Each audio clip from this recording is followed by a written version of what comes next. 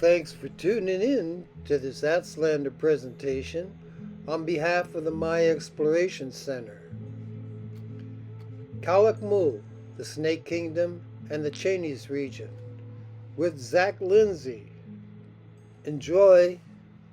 Hello, everybody. Thanks for tuning in to this Aztlander video recording. And tonight we have Zac Lindsey. He's a good friend of mine. He has a master's degree in anthropology from the University of Texas. He's on my Institute of Maya Studies Explorer newsletter committee, and we're hoping to make Zac a board member next year. He has given informal classes in Maya glyphs for artists, academics, and generalists at the University of Texas, Texas State University, and online. Zac loves to share complex scientific ideas with general audiences in a way that is entertaining, complete, and painless. After 10 years as a journalist, a life-changing trip to Teotihuacan in central Mexico drove him to make a career pivot. He returned to school for archaeology in 2014, and since then he's done field work in Belize at sites including Cahal, Pech, and Blue Creek. He's cataloged and archived ceramics and translated historic documents related to the settlement of Texas and the Lucha Social Maya, better known as the Caste War in the Yucatan.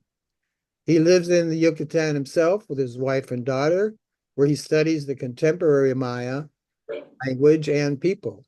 He's visited more than 40 archaeological sites in Mexico, Guatemala, and Belize. And in coordination with local guides, he's given tours of Tulum and Cobá to students and academics.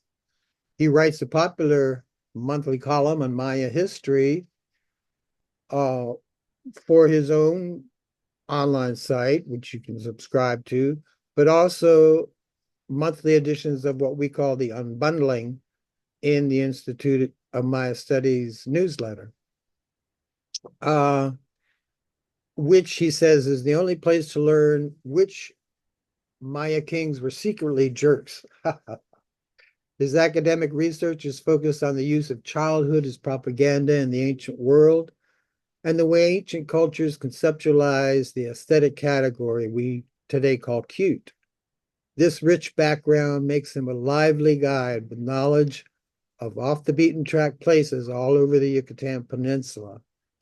And just so you know, Zac's leading a tour of the Maya lands in February for Ed Barnhart at the Maya Exploration Center. The Maya adventure is called, as you see, Calakmul, the Snake Kingdom, and the Chenes region. Zac will lead you to 10 archaeological sites, including Calakmul, Ziwanche, Hormiguero, and Balamku, plus 2 historical sites, 1 beautiful museum in Cherman, and the Lake of 7 Colors, Bacalar. He will also offer 3 lectures during the tour, especially about the Snake Kingdom. So please consider joining Zac on this epic Maya adventure, February 7th through the 15th. Take it away, Zac. Yeah, well, thank you so much for having me, Jim. I really appreciate it. So again, we're going to be headed to Calakmul with the Maya Exploration Center. And Jim is giving me the chance to talk a little bit about why now might be a great time to come to Calakmul.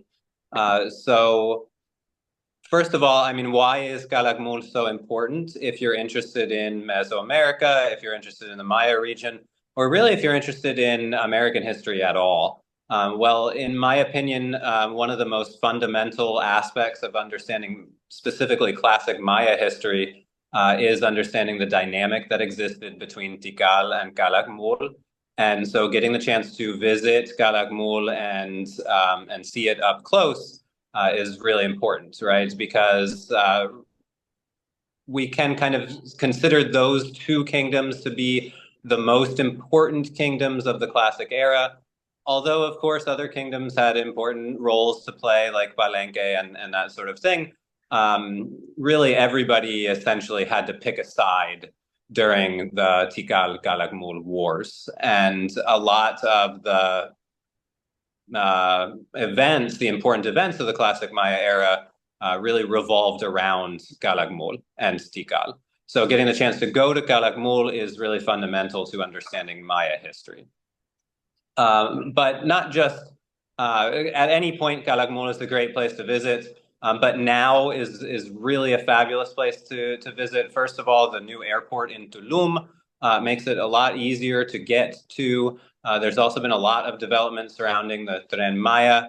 Of course, that kind of development is good and bad, right? Because it gives people more access to the site, and that's wonderful. And it also means that more people have access to the site, which means some of the intimacy and privacy of these sorts of more isolated sites is going to go away soon. So if you've been to Calakmul before, I think now is a really great time to check it out again. It's a little easier to get to than it used to be. And other tourists haven't really kind of picked up on that fact yet. So I do think eventually there's going to be a time where Calakmul is maybe feels a little bit more like some of the more heavily trafficked sites like Uxmal or that sort of thing. So again, new airport is great. I'm really excited that this will be the first of the tours that Ed Barnhart runs that will be landing in Tulum and flying out of Tulum. That's great. Also, it has some disadvantages. More than that, though, there's also been some fabulous new discoveries in the region, and it's adding a lot of our understanding to our broader understanding of Calakmul. And so the Tren Maya work has really exposed a lot of new archaeological elements that we've been able to put together and reconstruct a lot more about the political dynamic that was going on at Calakmul during this time. Why me? So I know that if you know about the Maya Exploration Center already, you've probably heard of Ed Barnhart. He's done a lot of great courses. He's been on world famous podcasts. He was recently interviewed for Wired magazine. So I know people really like Ed, and so maybe why go with me instead of Ed? Jim told you a little bit about my background at the beginning. I have known Ed for more than 5 years at this point, and my thesis advisor and he both studied with Linda Shealy together. So I'm not like a complete rando. I do have a connection to Ed. Besides having a connection to the Maya area from living here in Yucatan, I do have a connection to Ed Barnhart.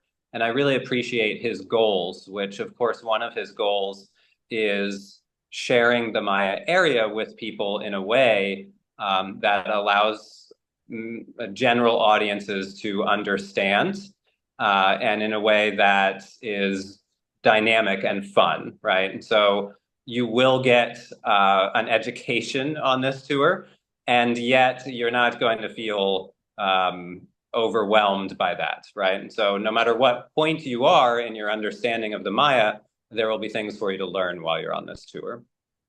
Those are kind of some of the main things that I wanted to mention. Before, I just wanted to go through the sites that we'll be going to. And so we're going to be starting off in Tulum. We're encouraging you to fly into the new Tulum International Airport. You're welcome to fly into other airports, but that's where we're meeting folks at. It's a great airport. My mom hates flying, and she flew into it almost when it first opened, and she loved it. And so that's a good sign. So it seems like a very nice airport to fly into and out of. And of course, because we're going to be flying into Tulum, we're going to start off at the Tulum ruins. We couldn't really imagine visiting Tulum without taking a tour of the sacred site. So although maybe it doesn't fit into the tour quite as thematically as some of the other places that we're going, it's still something that is a really important site to me, right? Tulum, of course, was one part of the Ecab province, and it was still in use when the Spaniards arrived, which is an interesting way to kind of start your journey in the Maya world, seeing a site that was still occupied when the Spaniards arrived, right?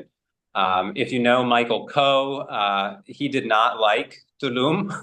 I remember the first time I visited Tulum, I bought a guidebook and I opened it, and almost one of the first things that I fell on was a quote by Michael Coe where he said that it's an underwhelming site. But I still think it's really beautiful, and there are few things like getting to see the ruins along the ocean, it's a great site in that sense. And it's also not the main reason that you're coming down here anyway, whatever your thoughts on Tulum are. From Tulum, we're going to be heading down to Cochon Leach. Cochon Leach is very famous for its masks.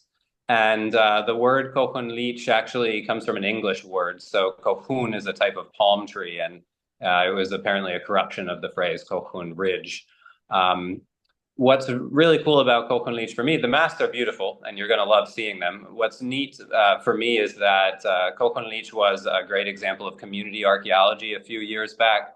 And a lot of locals in Carrillo Puerto, which is a place that we'll be visiting later in the tour, did actually start off cutting it. They cut their teeth, as we say in archaeology here at this site. So if we have a chance when we're in Carrillo, hopefully you'll get the chance to talk to a friend of mine who did actually do some photography at the site when these masks were first discovered. And that'll give you a much deeper understanding of not just the site itself, but the role that Maya archaeology has in the local community today. We're going to go to the Chetumal Maya Museum. And this is one of my daughter's favorite museums. She's been to a bunch of museums. She's 6, so she gets pretty bored easily. So the fact that she has a favorite Maya museum, I think, speaks a lot to this museum.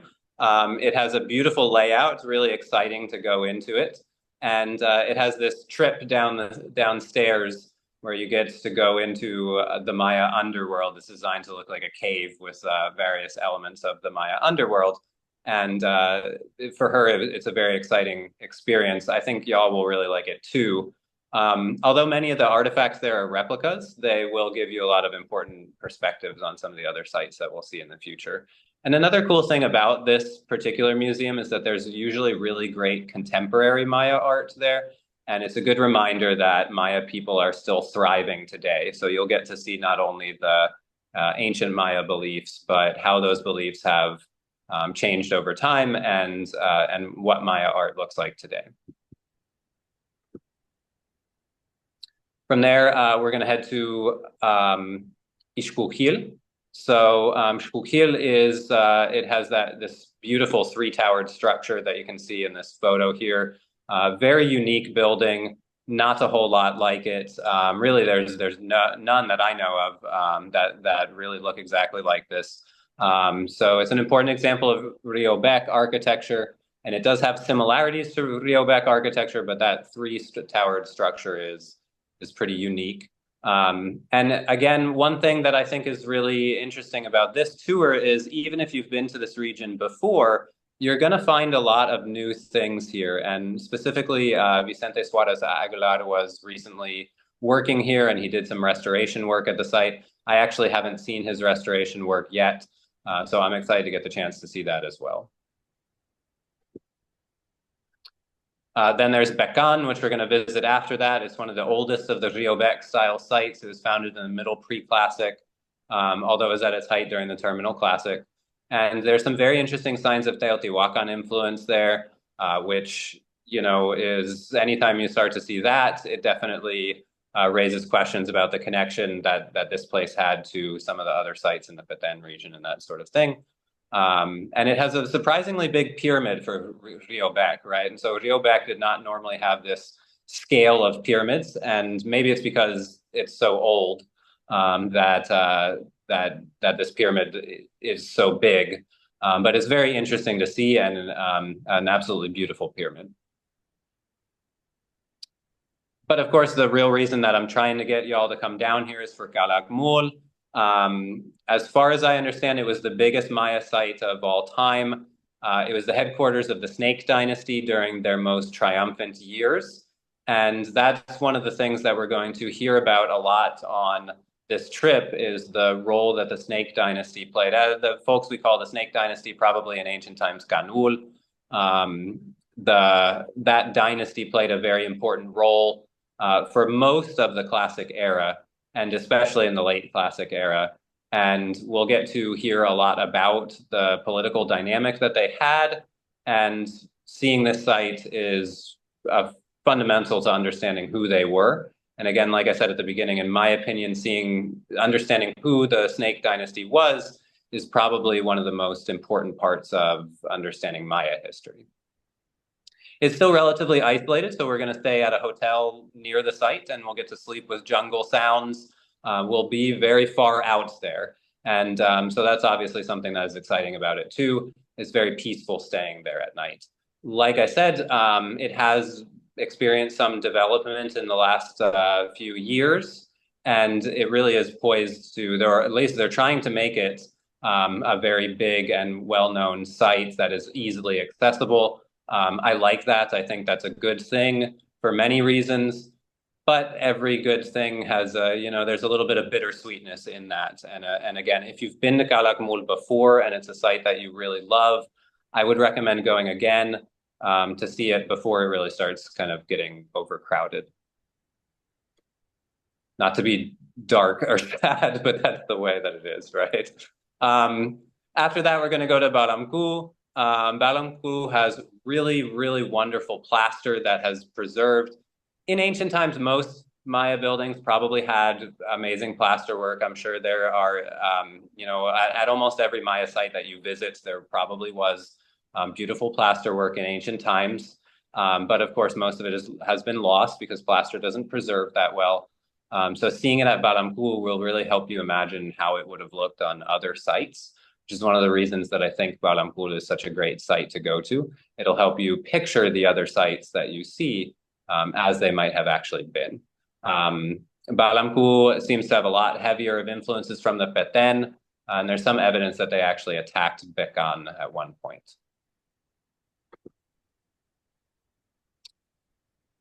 Chicana has this great example of the wheat monster. So we'll talk a lot about the ideas of the Maya underworld when we're on our tour. And I have already mentioned, right, that one of the really cool things about the Chetumal Maya Museum is that you get to go into the underworld. Well, the wheat monster, his mouth here is a representation of the entrance to the underworld.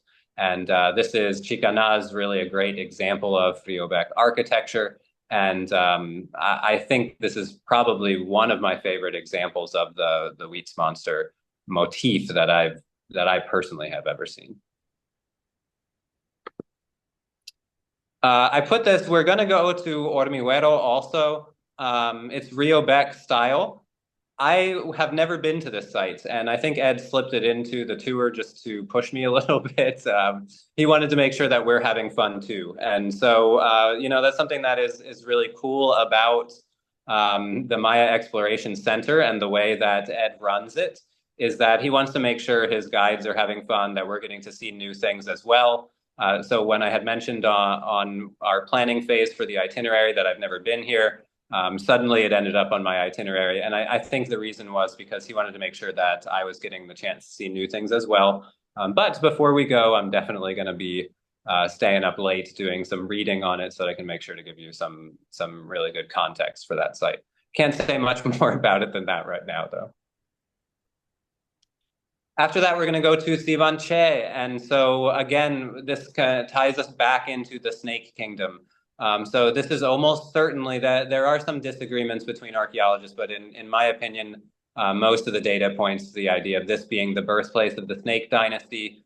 And so getting to see first where they ended up, how things ended up, the massive site of Calakmul, and then the also quite massive site of Sivanche, which today is divided into different parts, but in ancient times was probably considered one site. We'll actually visit one of the other parts of Sivanche too. Sivanche was torn asunder by a war between brothers, and that war eventually resulted in one faction of the Snake Kingdom splitting off and going to Calakmul. So getting to see it after you've seen Calakmul will again really help you to form important perspectives on the connectivity between these different Maya sites and how rich that connection was. And of course, because we're going to Zivanche, we're also going to go to Quinichna, which is possibly was considered part of Zivanche during its time, or it might have been its own site that was sort of incorporated into Zivanche.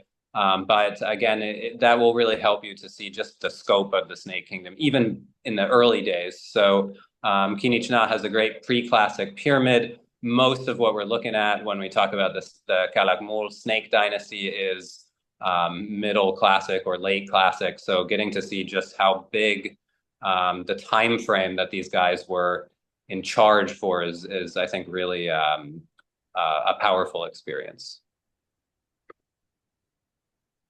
Then after that, we're going to head into more historic times. So after we go to the Maya sites, we're going to head to Bacalar. We're going to see Fort Bacalar. It's a pretty small site. I think the real reason that I want us to get the chance to go to Bacalar is after all this walking through the jungle, you're going to want to go for some swimming. And so, of course, Bacalar is famous for its lagoon. And you all will definitely have the chance to take a dip in the lagoon. But of course, there is a lot of history in Bacalar as well. So we'll get to see this historic area Spanish fort. It was built to defend the Spaniards from pirates and also from Maya dissidents who might have been attacking from the jungle. So when you see the layout of it, you'll see that there are actually cannons on all sides of it so that they could fire off into the lagoon if they needed to, but also into the jungle. And then finally, we're going to end the tour with one of my favorite spots on the whole tour. Y'all might be surprised to see that this is one of my favorite spots because on the outside, it kind of just looks like whatever church, a small town church. But it was very important during what is called today the Lucha Social, or you might know it as the Caste War. It was a conflict between Maya folks and Mexicans during the early days of the Mexican Republic, and it was a very bloody and long war that went on a long time, and it really showed the resilience of Maya people. So we get the chance to see not only that the Maya survived the conflicts that they had with each other at places like Calakmul, but they went on to survive the conflicts that they had with the Spaniards at Fort Bacalar. And then finally, they went on to fight and fight for their rights in the Lucha Social against the emerging Mexican government. This church, the Cruz Parlante, was one of the most important sites during the Caste War, and it was where the city of Felipe Carrillo Puerto was founded. So during the Lucha Social, there was a cross here that spoke to the people, and it gave them messages about how to fight the war. There were some other talking crosses in other parts of the Maya world. This is my favorite. I'm not going to say it's the most important, but it's my favorite. And I think it's a really great way to end this whole tour where you've gotten this chance to really see a comprehensive overview of Maya culture during the classic era and also a little bit during the pre-classic era, but mostly focused on the classic era. But this will help you to understand that, again, Maya people are still here. They're still kicking. They're still fighting for their rights. And so getting to see the Cruz Parlante at the end of all this other stuff will hopefully help you take home that message that that the Maya are still doing amazing things in Yucatan. After that, we're going to go back to Tulum, and we're going to get back to Tulum on Valentine's Day. So if you and your partner are huge geeks, this is like the perfect trip for you. Depending on how many couples we end up having, if we do end up having a lot of couples, we're going to have a Valentine's Day themed going away dinner. So that the last dinner will be, again, depending on how many, if it ends up being that we're all single folks, then I won't force you all to have a Valentine's Day dinner. But we do want it to be a special event at the end there. And if you, for whatever reason, aren't ready to leave after that, you're welcome to stick around to Tulum and explore a little bit more. And that's the trip. It's a lot. There's a lot of sites that we're going to get to see. But the overarching theme again is of that of Maya resistance and of the way that Calakmul built the Snake Kingdom and pardon me, the other way around. How the Snake Kingdom built Calakmul and how they really built a dynasty that was able to spread all over the Maya world. So again, Jim, thank you so much for having me. I really appreciate the chance to talk about this tour.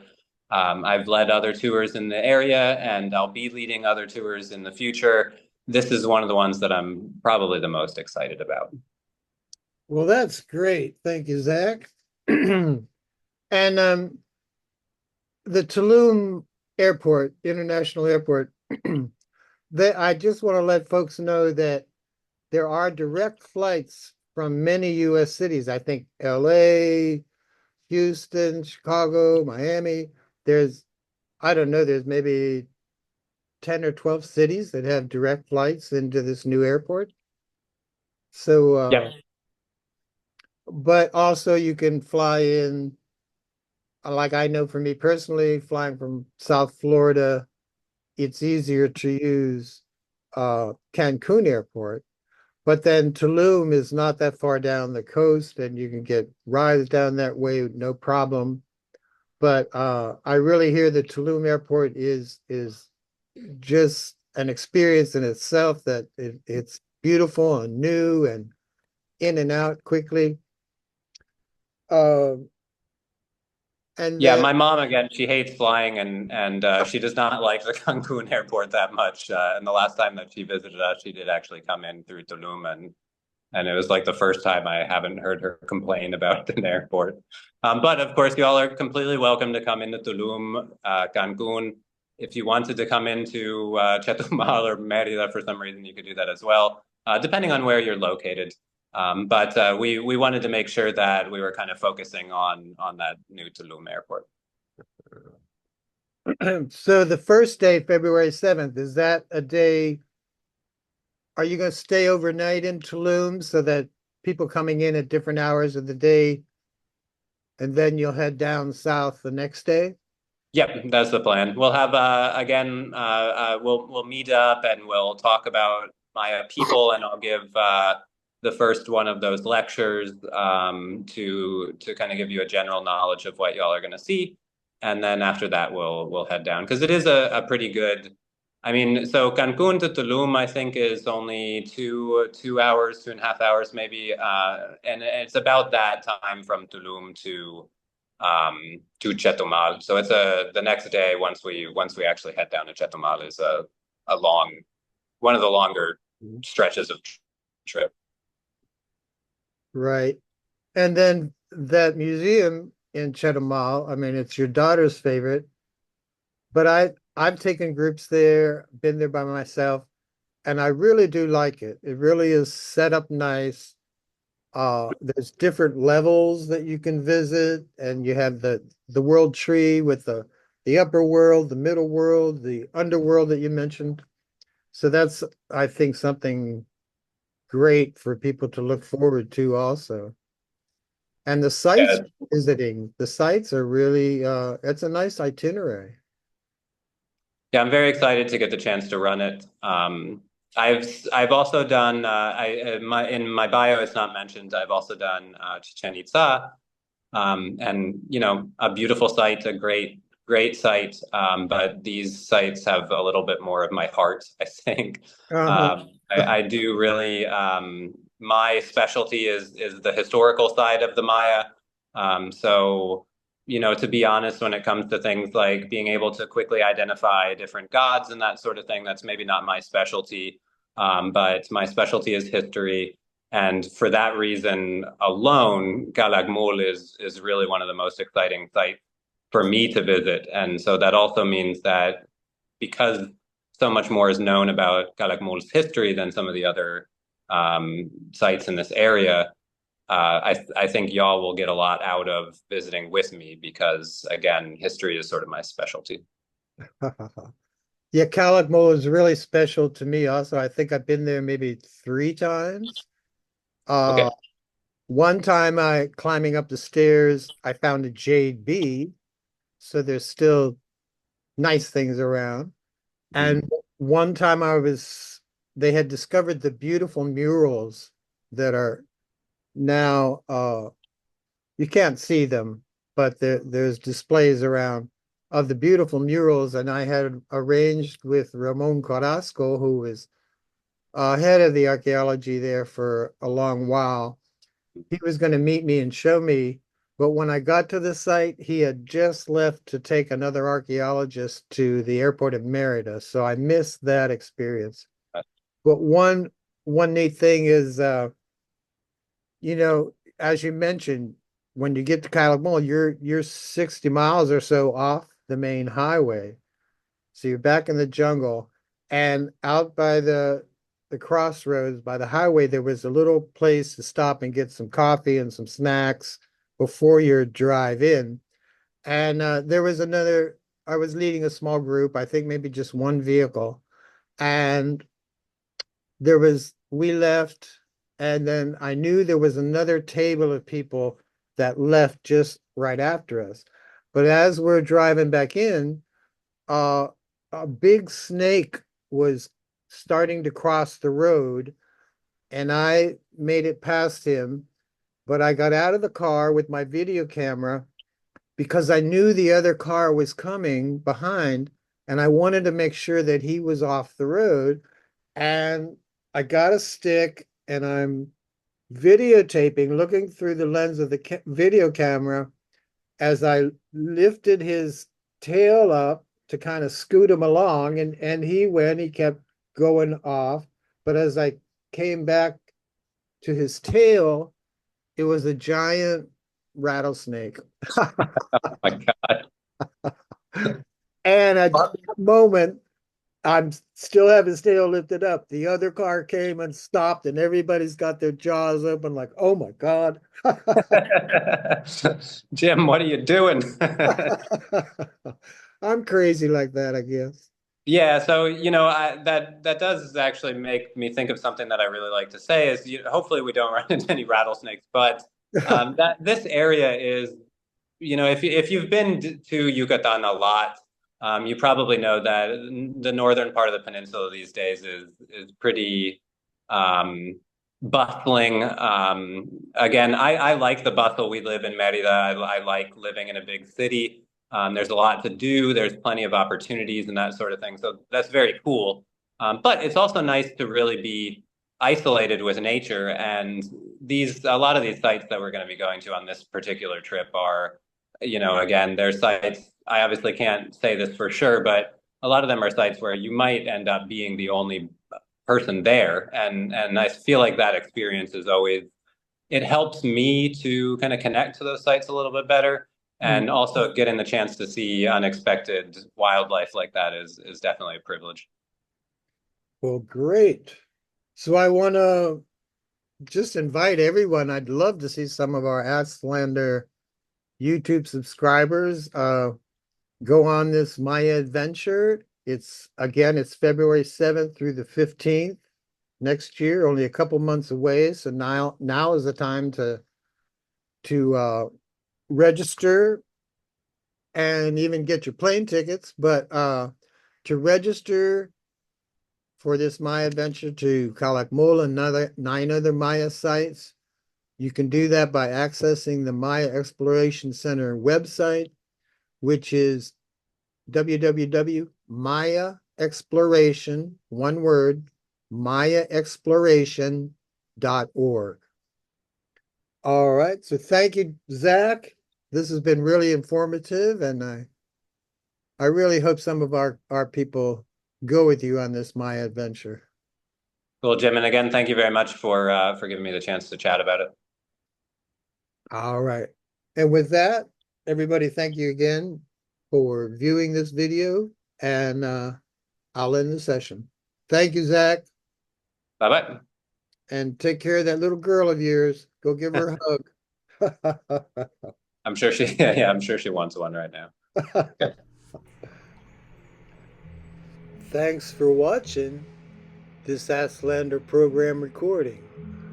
And please subscribe to our YouTube channel. Now's the time to join in this epic Maya adventure with Zac. To register, go to mayaexploration.org. Thanks again.